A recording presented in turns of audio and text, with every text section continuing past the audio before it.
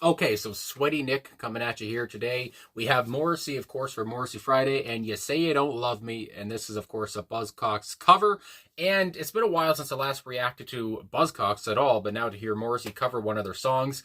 I have heard a few seconds of the original just because I wanted to get to know it a little bit anyway. And again, I just forgot about Buzzcocks and how good they are, and made me think again, there's so many bands I got to get to. Anyway, let's get into this one, though. Morrissey's cover of it. Apparently, he's done it more than a few times live, and I went with this version here, so here we go. Morrissey Friday.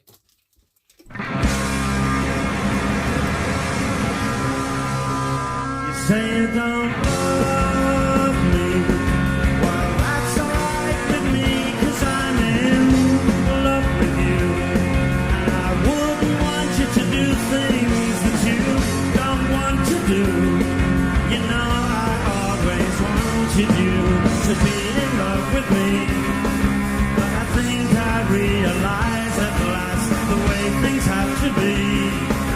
I wanted to live in a dream that couldn't be real, and I think you understand the way that I feel. You say you don't, you say you don't, you say you don't love me. Well, that's alright with me, 'cause I have got the time to hang around and hope that maybe you'll change your mind. I'm determined not to make the same mistake this time around, because I'm tired of being kicked in the face. I've been thinking and I found I don't want to live in a dream, I want something real, and I'm glad you understand this. A feeling of it. You say you don't, I love that. you say you don't.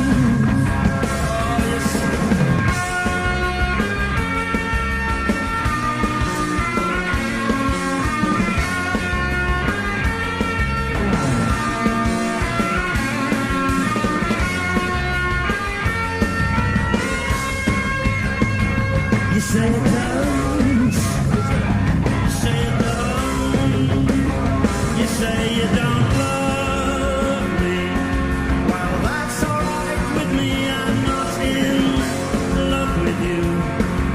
I just want us to do those things that we both want to do. Yes, I had this special feeling, I was wrong to call it love, because the word entails a few things I would be wary of. I have no need to live in a dream, it's finally real, and I think I understand this, the feeling I feel. You say you don't, you say you don't, you say you don't love me, you say you don't love me, you say you don't love me.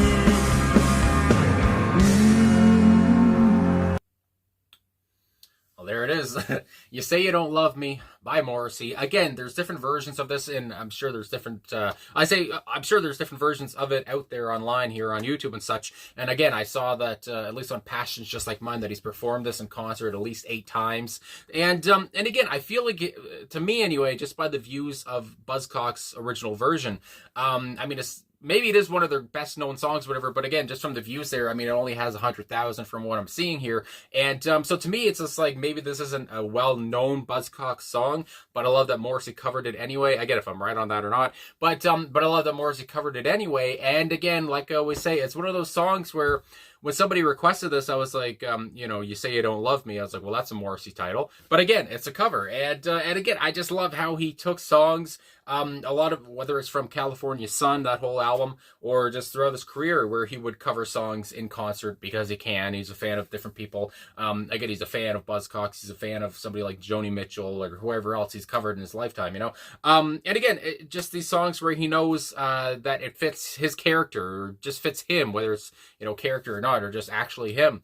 And again, just from the title alone, I'm like, yeah, that fits him, and here we are. And again, Pete Shelley, I love, I think I've only done Homo Sapien. Have I ever done any other songs by him? I don't remember. But I love Homo Sapien. I love the meaning behind it. And I feel like probably Morrissey, I would assume then, if he's doing this song, was a big fan of Pete Shelley as well, and everything Pete stood for too. And yeah, just hearing this, and I can imagine too, just from the kind of minute or whatever or so that of what I listened to, the Buzzcocks original version. Again, obviously their version is, I would say it's more punky. I guess could you say that? It's obviously very intense as well, and I feel like Morrissey's band here. And again, I don't know too much about this recording of this one here. I don't know who's on what. I would imagine though, Jesse and Jesse Tobias is probably on guitar there. I would imagine Boz is also on guitar. I feel like they're always pretty much there. They're always permanent through a lot of recordings. But anyway, I don't know who's on drums. Could be Matt Walker perhaps, or Matt Chamberlain. Either way, but I'm just gonna say here, I love how, again, how it is to the original. Very high spirited, very fun. I would say too. It's a fun cover, and I love how Morrissey's voice here. He has kind of a twang, and again, this is obviously live or whatever. It's not a studio recording, and I always love to listen to him live, just because I feel like, you know, he could be more of himself, or he could do what he wants, or whatever, be more off the cuff, which is just comes across more natural or whatever. I don't know, sometimes than a studio thing, and again, he could just do what he wants with the cover, and yeah, he just has some kind of a country twang to him for some reason to me, and I just love when he would say, "You say you don't." And there would be like a roar to him or something like that. You know, you say you don't. I don't know how the hell he was doing that, but there's a bit of a ferocious feel to his voice then, which I enjoyed. I think I said during the song there that I really enjoyed that part. And again, he just sounded energetic to it. Like I talked about too, so was the band. The energy had to be here. Again, you're covering a Buzzcocks song, you got to have some energy to it. The drumming and the guitar work, I mean, the guitar, there was a great solo in there, which again was very high spirited, very freaking fun. Again, I don't know, it just felt like everyone was having fun doing this, because again, they're covering probably one of the band's favorite songs, and they're putting a lot of emotion into it, and you could feel that just coming through, resonating through the speakers, my god, through the headphones anyway. And the drum work too. There's parts in here, and I guess I would say between the drums and the guitar, and I don't know if this is for like the original either, because again, I did not listen to a lot of it, but for this one anyway, I was getting tones of like the Knack's My Sharona.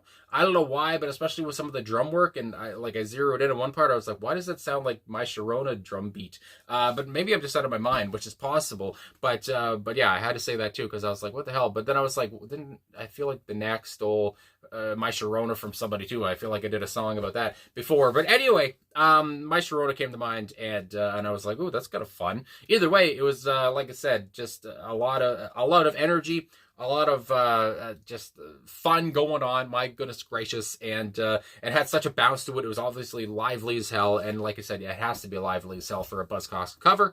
And like I said too, with Morrissey's voice, I did not expect him to have such a twang to it. I mean, that's really what I took away. I don't know why. It's just almost like a rockabilly feel, and I like that he didn't really change too much about it from what I've heard from the original, and you know, just kind of staying true to the original, because why the hell not?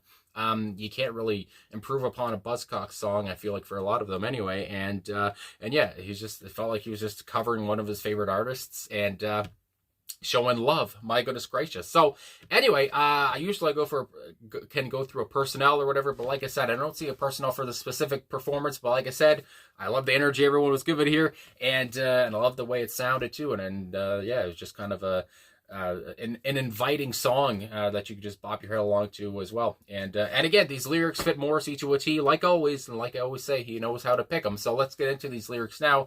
Again, these are just the Buzzcocks lyrics. I don't believe he changed any lines, but here we go. You say you don't love me. We start off right there with the main point. I mean, that's the title of the song, I do believe. My goodness. Well, that's all right with me, because I'm in love with you. Again, a story of unrequited love. Morrissey has told these stories a lot. And I wouldn't know, my goodness gracious, and I wouldn't want you doing things you don't want to do. So now it's almost like, is he being controlling? What the hell? Oh, you know, I've always wanted you to be in love with me. Again, obvious. I mean, yeah, that's obvious. That's the whole story of unrequited love. You're in love with them, and you wish they were in love with you. And it took so long to realize the way things had to be. I wanted to live in a dream that couldn't be real, and I'm starting to understand now the way you feel. And again, I love how he starts off, and even by the end of the first verse, it seems like maybe he's unraveling a bit, because by the end of all of the verses, I think there's 3 of them, it seems like he's out of love, or he maybe he still loves them, but he's just like, he knows this story is not going to happen. He knows it's not going to be real, and by the end of it, yeah, he's okay or whatever. It's just, I love how in such a short amount of time he's gone from being in love with this person and saying I'll wait for you or whatever, and but by the end of it, it seems like he's all right, he's out of it, and it's just like, well, my goodness gracious, what a transformation. And then we have the hook there, you say you don't, you say you don't, and again, I love the kind of swagger Morrissey put on that line. Second verse, you say you don't love me. Well, that's all right with me because I got the time. So again, he is still seeming to be in love with this person. To wait in case someday maybe you change your mind. And again, maybe it'll happen someday. They'll change their mind. Again, that's the relatability thing coming through there for a lot of people who are in love with somebody who isn't in love with them. And again, there's a thin line there, of course, of waiting for somebody and maybe and not stalking them and all that stuff and letting them have their own space, and maybe someday they'll come around. But anyway, you got to leave them alone. I've decided not to make the same mistakes this time around, as I'm tired of having heartaches. I've been thinking, and I've found I don't want to live in a dream. I want something real, and I think I understand now the way that you feel. And when he says, I think I understand the way that you feel, it's like, is he talking about now, again, he understands that they don't love him, so now maybe, again, he's falling out of love with this person who's not going to reciprocate because he doesn't want to live in a dream. He wants something real. He wants somebody who's actually going to love him. He doesn't want to wait at the end of the day. Again, at the start of both the first and second verse, it's like, I'll wait for you or whatever, I love you and all this stuff, but by the end of both of them, I feel like he's saying, again, I don't want to live in a dream, I want something real, and obviously I don't feel like that's going to happen here. I'm not going to make the same mistakes. I don't want to go through heartache again, and this heartache of waiting for this person to come around who is probably not going to, so why not move on to somebody who actually is going to like me? Anyway, so that comes to mind. Then we have the hook again. You say you don't, and then the guitar solo in there, which was very nice. And between that guitar solo and that, Morrissey doing the you say you don't, or whatever the voice he was doing, I was in heaven a little bit there. And then we have the hook again, because why the hell not? It's a hook, it's catchy as hell. And then we have the third verse, my goodness gracious. You say you don't love me. I mean, I think that starts off every verse, and it works very well. And again, sets the tone for every start of the verse. Well, that's all right with me. And then again, this is where by the third verse, he's good. I guess I'm not in love with you. It's like, okay, my goodness gracious. I just want us to do the things we both want to do. I want us to both be happy and go our separate ways. Even though, again, this person seemed to not care for them at all in the first place. Though I've got this special feeling, I'd be wrong to call it love. Again, be wrong to call it love because it's not being reciprocated, and yeah, be wrong to call it love because now I'm out of love, it seems like, because you're not going to come for me, and so why the hell should I wait around? For the word entails a few things that I would be well rid of. Great word play there. I've no need to live in a dream. Again, this has all been a dream. It's finally real, and I hope you now understand this feeling I feel. And again, I feels like he's feeling the same feeling this other person was feeling in the first place, that there is no love, and he's come to realize that, and he's not living in a dream state anymore, and this is all... He's coming back to reality and thinking, well, hold the phone. She doesn't like me. She's never going to like me.